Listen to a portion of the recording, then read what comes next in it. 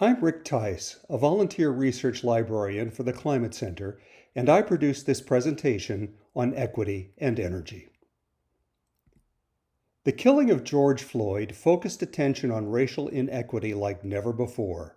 This inequity is evident everywhere, even in California's energy policies. There cannot be climate justice without racial justice. Many communities of color and lower income communities are disproportionately impacted by pollution from fossil fuels due to zoning, redlining, and redistricting.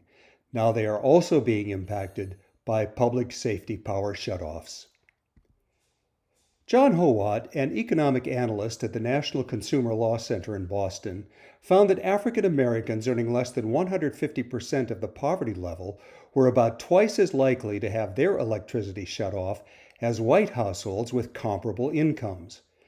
Compared to white households, they also have higher frequencies of disconnections, disconnection notices, and households foregoing other necessities to pay for energy. We know poor people already pay a disproportionately greater share of their income for energy needs, yet as electricity utility ratepayers, they are also contributing to clean energy financial incentives that go to wealthy people.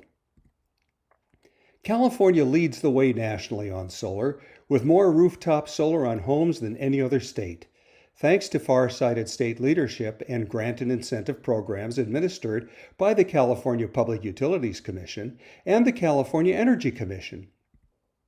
But there is a dark side to California's clean energy story. A number of studies have highlighted inequities created by incentives.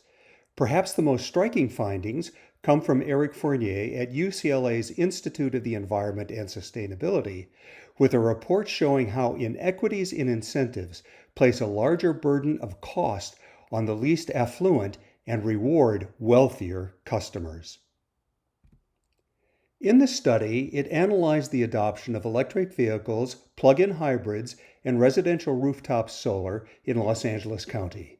In these maps, the areas outlined in red are disadvantaged communities. Light areas have the least level of adoption, the darkest have the highest. The results show how public policies designed to reduce greenhouse gas emissions in California have resulted in a skewed distribution of benefits toward those who typically use the most energy and who have higher incomes.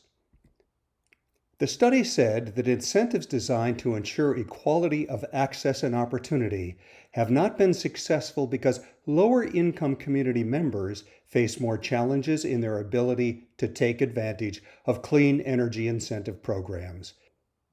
The UCLA study noted that incentive programs offer more generous payments to applicants that meet low-income requirements, but notwithstanding higher incentives, these programs were consistently underutilized by lower-income communities due to financial barriers, limited awareness of programs, and lower rates of property ownership required in some programs. Since 2006, the Single-Family Affordable Solar Housing Program has supported installation of over 8,000 systems with a total capacity of 26 megawatts. The Multifamily Affordable Solar Housing Program has completed 480 projects totaling 42 megawatts. According to the recent UCLA study, the results are disappointing.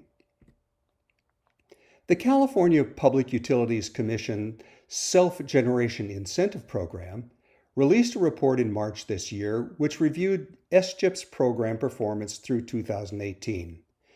It reported, analysis of the demographic responses by the host customers paints a picture of SGIP residential storage respondents as older, highly educated, high-income households who own single-family homes and tend to classify themselves as early adopters.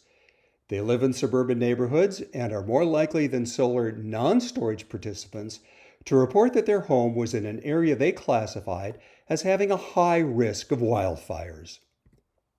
While past programs may not have gone as far as environmental justice advocates had hoped, their work over the decades has been critical and continues to result in major changes to provide more equity for lower-income communities. Recognizing California can do better, the push by environmental justice advocates has resulted in new programs to address putting renewable energy and storage into low-income communities.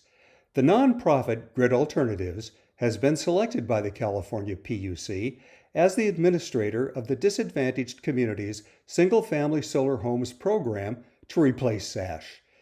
This California state program provides $8.5 million in incentives annually to help homeowners in disadvantaged communities go solar. The quest for environmental justice has also created solar on multifamily affordable housing to replace MASH. And the SCHIP program has also been recently revised to specifically address energy equity and resiliency, a great step in the right direction, with new incentives that became available in May.